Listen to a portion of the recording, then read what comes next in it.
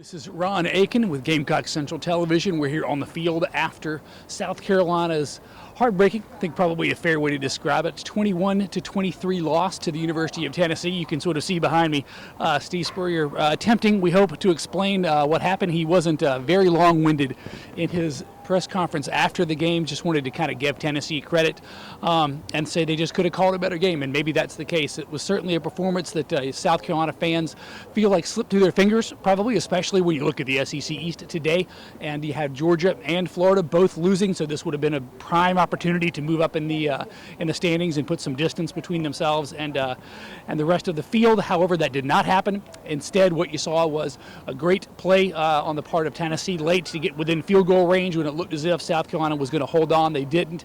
Looking at keys to the game overall, I think you had an offense that had run up the game, the score, I should say, 52 points a week ago in Fayetteville, struggled to score here today, starting with the first half in which they only had 7 points. So you're looking at a backfield that really didn't perform to expectations, starting with Connor Shaw.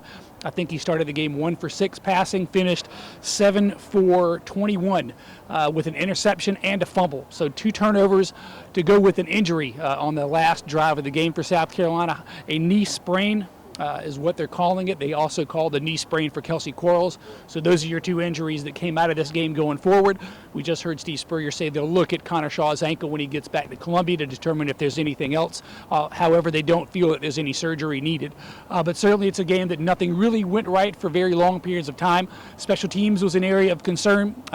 Penalties on third downs that kept Tennessee drives alive was a concern, and really it's a performance that probably it's best to put in the rearview mirror, to not dwell too long on, because you're going up against Missouri a week from today, a team that now controls their own destiny, and who would have thunk that, especially a season ago.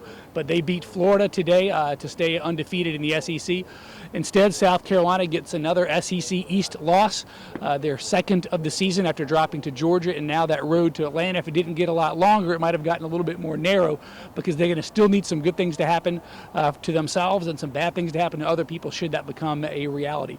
Again, 23-21, Tennessee claims a last-second field goal victory over South Carolina to break their hearts and to send the Gamecocks back with their second SEC East loss of the season. For Gamecock Central Television, I'm Ron Aiken.